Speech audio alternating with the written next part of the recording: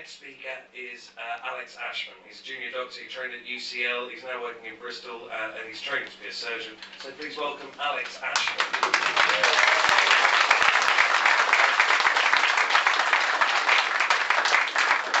Hi there. I had a speech, but I read it in my own handwriting, so naturally I can't read it. My name's Alex Ashman. I'm a junior doctor, the good kind. I qualified in 2010. I lived for 6 years in London, so I think I'm qualified to run this region. I'm currently working in Bristol, where we're moving to a nice new PFI hospital very soon. As I've been a junior doctor for 4 years, I've seen firsthand the outsourcing and the privatisation and the rationing of healthcare, particularly in surgery. Oh yeah, of course. Oh, that's loud. I've seen patients now have to apply for exceptional funding for cases such as hernias and cataracts. I've seen patients who've been refused an operation for their hernia, and then they've come back with strangulation, which is a life-threatening emergency. They've needed emergency surgery. Hernia repair is not a cosmetic operation. There's a piece of bowel that's moved where it shouldn't. It can strangulate at any time. It can be life-threatening. Not doing these operations can lead to costly surgery. It can lead to an ITU stay, a prolonged stay, bed occupancy. Whereas a hernia repair is an elective operation, it's a day case. So the idea that we should avoid doing these operations to save money is short-termism. It's not public health sense, it's political sense.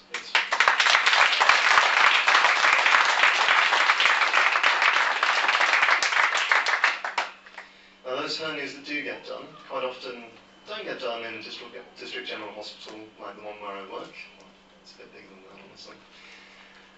They get done in private independent sex treatment centres. These are centres who cherry-pick cases. They take cases that they can deal with, and if you have to have diabetes or more than 10 drugs on your drug history, then they don't want to do you. If you happen to have trouble with intubation when they're putting you to sleep, they'll send you off to the NHS hospital so that they can sort it out. If you have any complications of surgery in a private treatment hospital, you'll be sent off to the NHS, to the A&E, and that's all they really mind about. Complex cases don't get done in private hospitals, is what I'm saying. And these treatment centres are run by consultants, which, I mean, that sounds wonderful. You go and get your hernia done, it'll be done by a consultant anaesthetist, a consultant surgeon, working privately, brilliant. Except, who are they training? If all of our consultants are doing private operations, who's training the trainees? Where is the next generation of surgeons going to come from? Where's the next generation of doctors in general going to come from?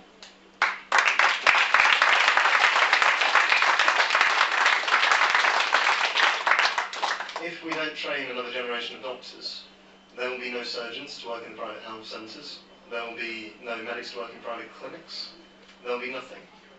But of course, short-termism, we only care about profit right now, right? No public health, no long-term plan for the NHS, because as far as they're concerned, there won't be an NHS. It's all about profit. Moving on to my main point, which is why am I interested in the European elections? What I'm talking about is local, isn't it? Or maybe national at worst. Unfortunately, it's international. The privatisation of the NHS, which unfortunately is moving faster and faster at the moment with billions of worth of contracts already, with 70% of the new contracts that have been released going to private providers. This privatisation is going to become international. The EU-US trade deal, known as TTIP, so that we don't realise it's an EU-US trade deal, and by the way, it's not about trade, it's about privatisation, believe me.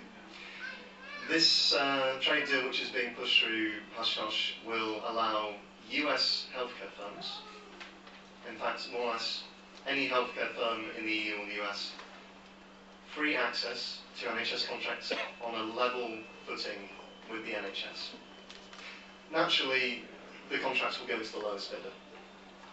And we don't really want our healthcare provided by the lowest bidder, but then we're not making the decision about this. It's dressed up as patient choice, but actually it's the 1% who's doing the deciding. The trouble with the EU-US trade deal is that once competition law is introduced, it's irreversible. The NHS didn't used to run on competition law, it ran on its own rules. However, if you introduce private rules, private companies have the right to sue a hospital if they don't put out to tender. They have the right to make legal challenges just as the railway companies do now. And no hospital is going to want, or no CCG is going to want the risk of being sued. Therefore, they will put out to tender, they will give the contract to the private company, and we will lose chunks of our NHS salami slice bit by bit by bit.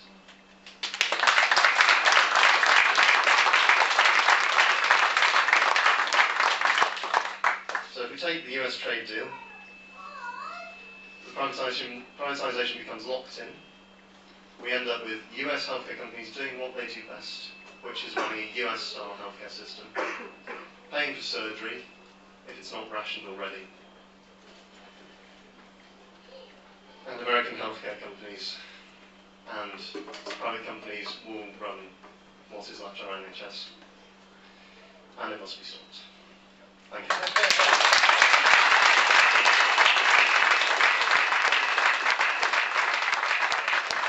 Alex Ashman, ladies and gentlemen.